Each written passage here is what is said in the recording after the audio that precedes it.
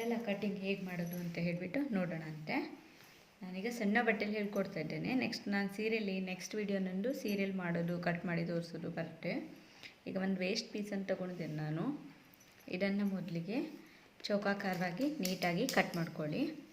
ಯಾಕಂದರೆ ಅದು finishing neat ಬರಲಿ ಅನ್ನೋದಕ್ಕೋಸ್ಕರ, ನಿಮ್ಗೆ ಅರ್ಥ ಆಗಲಿ ಅನ್ನೋದಕ್ಕೆ ನಾನು ಫಸ್ಟು ಸಣ್ಣ ಬಟ್ಟೆಯಲ್ಲಿ ಹೇಳ್ಕೊಡ್ತಾ ಇದ್ದೇನೆ. ನೆಕ್ಸ್ಟ್ ವಿಡಿಯೋ ನಂದು ಅಂಬ್ರೆಲಾ ಫ್ರಾಕ್ ಅಂತ ಬರುತ್ತೆ.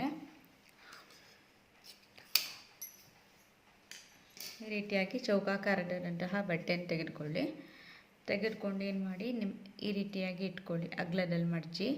ಅಕಸ್ಮಾತ್ ನಿಮಗೆ ಬಟ್ಟೆ ಸಾಕಾಗ್ತಾ ಇಲ್ಲ ಅಂತ ಹೇಳಿದರೆ ಇದನ್ನು ಈ ರೀತಿಯಾಗಿ ಕೂಡ ಮಡಚಿಕೊಳ್ಬೋದು. ಟ್ರಯಾಂಗಲ್ ಶೇಪಲ್ಲಿ ಕೂಡ ಮಡ್ಚ್ಕೊಳ್ಬೋದು. ಮಡ್ಚ್ಕೊಂಡಾಗ ಏನಾಗುತ್ತೆ, ಜಾಯಿಂಟ್ ಬರುತ್ತೆ. ನಮಗೆ ಜಾಯಿಂಟ್ ಬೇಡ ಅಂತ ಹೇಳಿದರೆ ಇದನ್ನು ಕರೆಕ್ಟಾಗಿ ಈ ರೀತಿಯಾಗಿ ಮಡ್ಚ್ಕೊಂಡ್ಬಿಟ್ಟು ಬಟ್ಟೆನ ಈ ರೀತಿಯಾಗಿ ಫೋಲ್ಡ್ ಮಾಡ್ಕೊಳ್ಳಿ. 4 ಭಾಗದಲ್ಲಿ ಫೋಲ್ಡ್ ಮಾಡ್ಕೊಳ್ಳಿ. ಈಗ ಗೊತ್ತಾಗ್ತಾ ಇದೆ, ಇಲ್ಲಿ 2 ಸೈಡ್ಸ್ ಓಪನ್ ಇದೆ, ಇಲ್ಲಿ ಫುಲ್ಲಾಗಿ ಓಪನ್ ಇದೆ. ಇದನ್ನು ಈ ರೀತಿಯಾಗಿ ಇಟ್ಕೊಂಡ್ಬಿಟ್ಟು ಇದನ್ನು ನೀವು ಈ ರೀತಿಯಾಗಿ ಇನ್ನೊಮ್ಮೆ ಹಾಕಿಕೊಳ್ಳಿ. ಆಮೇಲೆ ಇಲ್ಲಿಂದ ನಿಮಗೆ ಇಲ್ಲಿಗೆ ಎಷ್ಟು ರೌಂಡ್ ಬೇಕು ಅಳತೆಗೆ ಅಂತ ಹೇಳಿಬಿಟ್ಟು ನೀವು ಇದನ್ನು ಕಟ್ ಮಾಡ್ಕೊಳ್ಳಿ.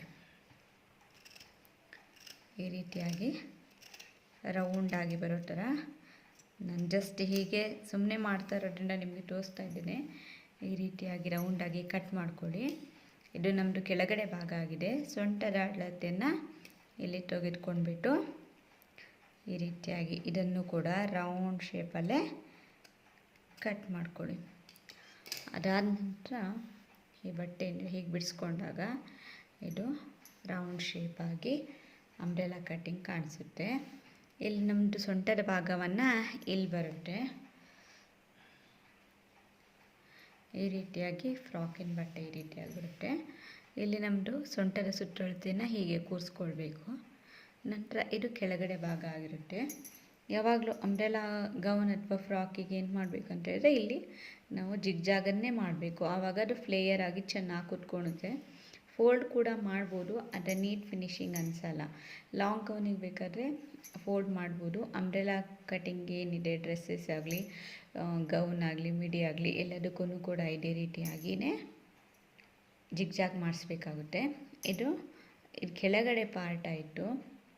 ಇದೇ ರೀತಿ ನಾನು ದೊಡ್ಡದನ್ನು ಕೂಡ ಇಟ್ಟಿದ್ದೇನೆ ನೋಡಿ, ನಿಮಗೆ ಕ್ಲೀನಾಗಿ ಅರ್ಥ ಆಗ್ಬೋದು. ಈ ರೀತಿಯಾಗಿ ರೌಂಡಾಗಿ ಚೆನ್ನಾಗಿ ಬರುತ್ತೆ, ತುಂಬ ಫ್ರೇಲಾಗಿ ಬರುತ್ತೆ. ಹೀಗೆ ಮಾಡಿದಾಗ ಅದು ಫುಲ್ ಚೆನ್ನಾಗಿ ಕುತ್ಕೊಳ್ಳುತ್ತೆ. ಈ ರೀತಿಯಾಗಿ ಇದು ಅಪ್ಪರ್ ಪಾರ್ಟು ನಿಮ್ಗೆ ಇಷ್ಟ ಇರೋ ಥರ ಮಾಡ್ಬೋದು.